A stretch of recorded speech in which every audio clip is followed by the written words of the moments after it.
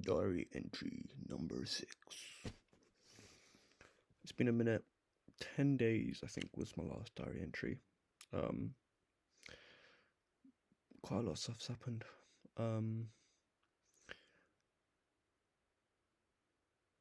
there's been this kind of like rumor that's been coming up again about me, and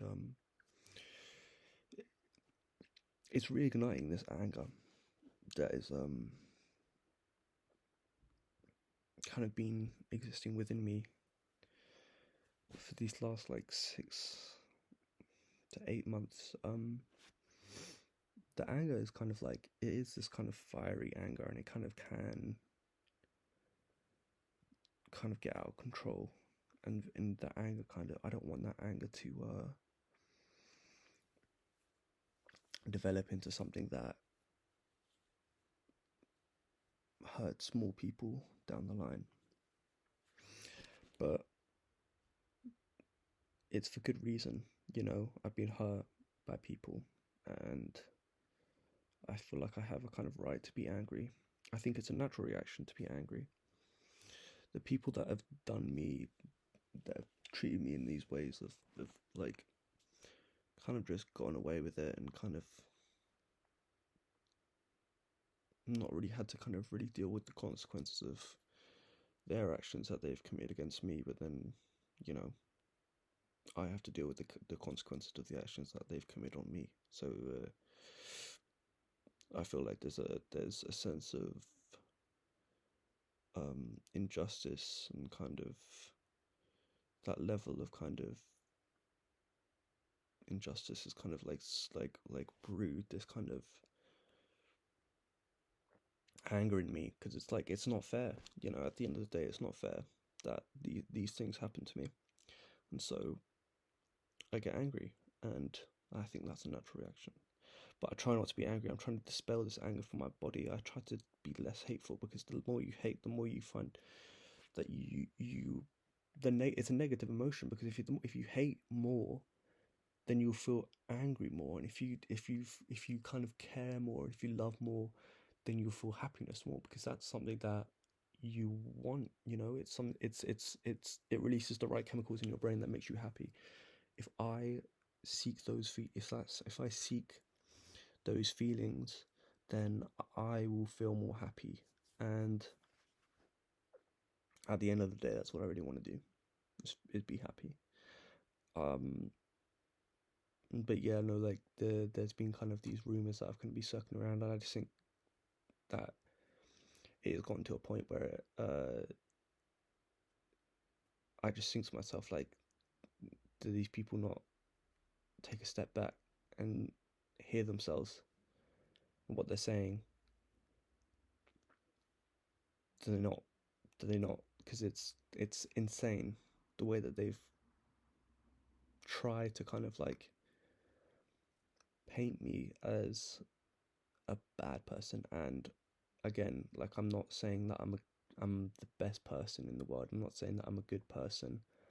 I'm not a good person. I'm not a bad person, though. I don't mean well. I'm just a person at the end. I don't mean to hurt people. However, I try and hurt people, and I try and move on and I know I make mistakes, but I try to learn from my mistakes. And I do keep making those mistakes, and sometimes I do fuck up, and I do fuck up a lot. But I try. And that's kind of really important, because I do try. I try hard. Because I mean, like last, like, I don't know if it was last week or the week before, but every single day I had a doctor's appointment, whether that be mental health services or um, health services, or just like physical health services for my cancer and stuff. And every single day of the week, I was in the hospital for a different appointment, and it was crazy. Like, to me, that, like, that's just like, that's more. Yeah, I would go more to go to hospital than I would go for a day job, and that's crazy to me.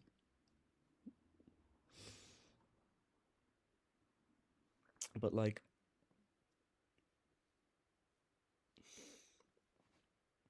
it's not fair because I'm trying so hard to like,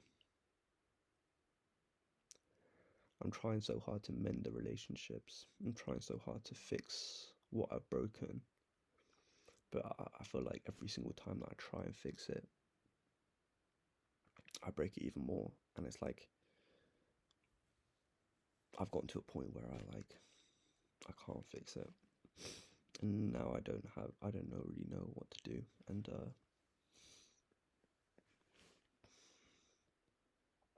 it's crazy. It's crazy. But I got into Bournemouth and I'm going to be moving to Bournemouth soon. I forgot to mention that to you. So I feel like once I go there, get to that place and get to that point in my life, it will be finally kind of like I can finally move on and start my life again. And I think I know it will kind of follow me that kind of evil, that culture, that like that anger, that unfairness, and that kind of evil will follow me. Um, but I know how to handle it because I've experienced it. I know how to recognize those red flags.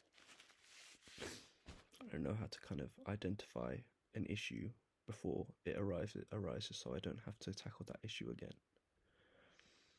But it's scary. It is scary that I'm going to be living independently again in a city that I have no idea, nobody there, no. I don't know how to travel around the place. I don't have a car. I don't know how to use I don't know how to use the trains there. I don't know how to use the buses there. It's going to be an insanely crazy large learning curve. But I'm excited because then I can finally learn to be independent. And I've wanted that for so long, for so long. And when I was at Wood Green, it was like a kind of taste of that, but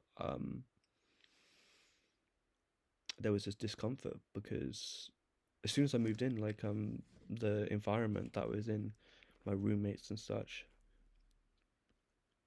I was paranoid like the whole time, like the whole fucking time that I was there. Like if I had to leave my room, I'd be scared that I'd had to walk into the kitchen and then I had to talk to one of my housemates. I'd be terrified. I'd be fucking like I'd like make sure that I hear them go into their rooms, and like I'd look where they were in the house so I didn't have to speak to them.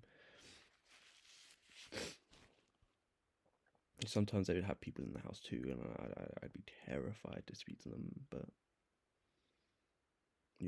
it was a kind of paranoid living situation. But now that I'm like moving to this new place and I've looked at the fucking houses there, they're so much nicer than when I was at Wood Green. So I'll be in an environment that is not only good, as in like a nice place to live, but I'll also be in an environment with people that could be good and it could be bad.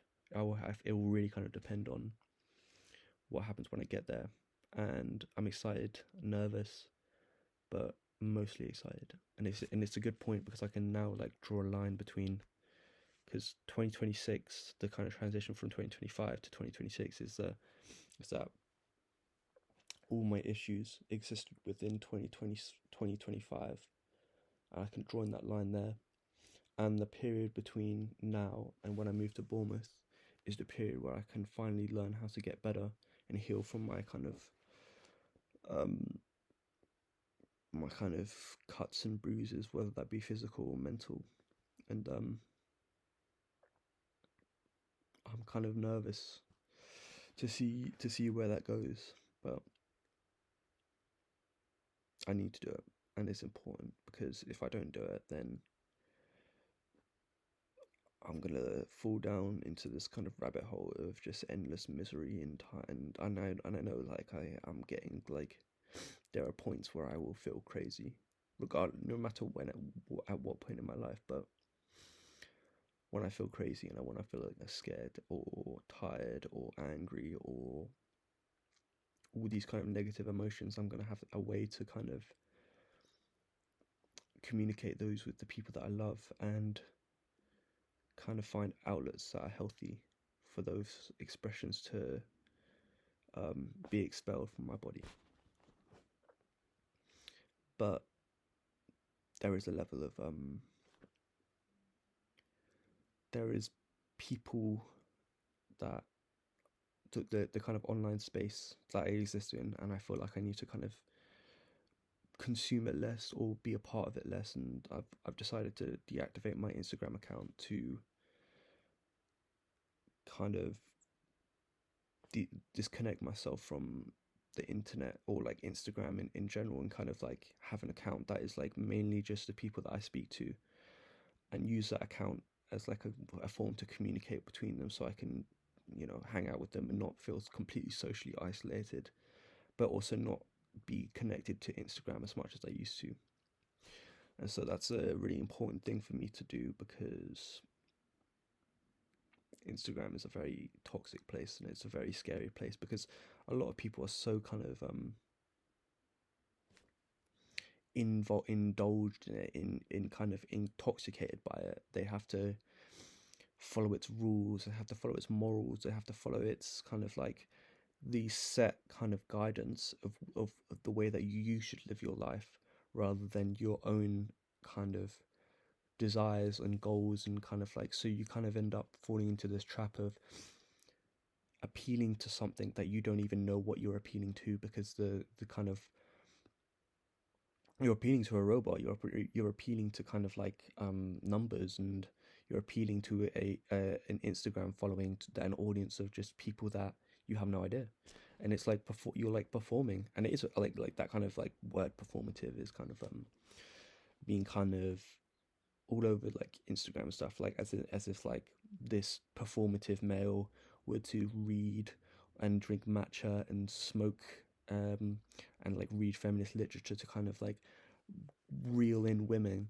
But that's also kind of like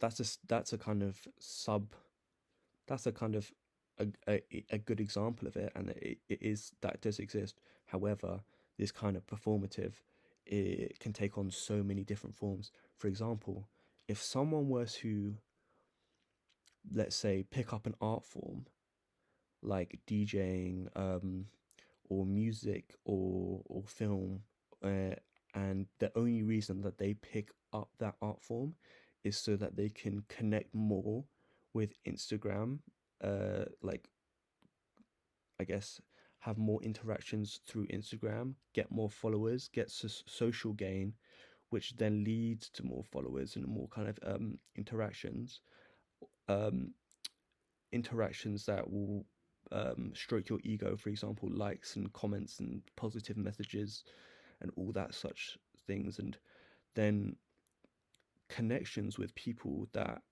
are socially like more kind of like relevant, or involved in Instagram communities, that like if you kind of follow these art forms, if you do these things in this art form, then you'll be able to connect with more people that are like have more followers and more kind of interactions to get these things.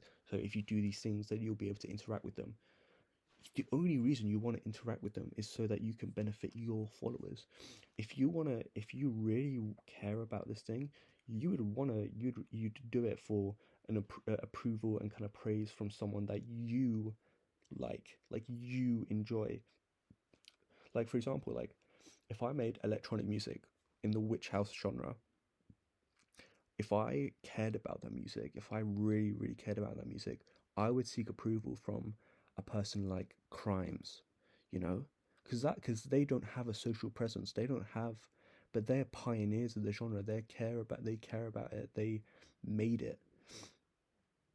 I wouldn't do it for approval for someone like Snow Strippers, because they're someone that's very relevant, talked about, and very much engaged with the Instagram algorithm. They will get you followers, they will get you fame, but you only care about that fame, you only care about that kind of interactions, is because Instagram and the way that they kind of present yourself is that, oh yeah, that's what you need to do. You have to have these followers because that's what you're meant. That's like the more followers you have, the better person you are. The more kind of popular you are as a person. If you're a good person, and if you care about the people that are around you, and you're happy, Instagram doesn't mean shit. You could fucking delete Instagram and it would have no effect on your life whatsoever. But people are so consumed in it, and it draws you in, and it's scary. It is scary, but it drew me in for a long time, and it still does kind of draw me in. But I want to be able to be able to form a healthy relationship with it, because at the end of the day, it's a social app, and you know, it is a really good way of communicating and making friends and keeping friends that you've lost over a long period of time. So having that kind of relationship with it, where you feel like you can reach out to the people that you love and develop social circles that like develop strong relationships and develop strong social circles, then do that. Just identify that when it gets to a point where you feel so wrapped up in interactions and follows and the way people view you. If it gets to that point, then you need to understand that you need to disconnect from it to a degree, because it will consume your mental health, and it will make you feel so much more worthless, and so much worse about yourself and your self kind of perceptions and all that stuff, because it is it is in itself a drug, like alcohol or cocaine or heroin. But it's hard to kind of identify the severity of it from person to person. So just know when you need to take a step back. That's my kind of like advice anyway. But yeah, this has been a long diary entry. I've kind of left it for a couple weeks, or 10 days was it? So yeah, no, I'm gonna hopefully be active more. It's just been a busy week, and these kind of like rumors and shit that's kind of caused by Instagram, of course, of all places. Um, they've kind of got to me a bit, and I've kind of been a bit, you know. But anyway, see ya.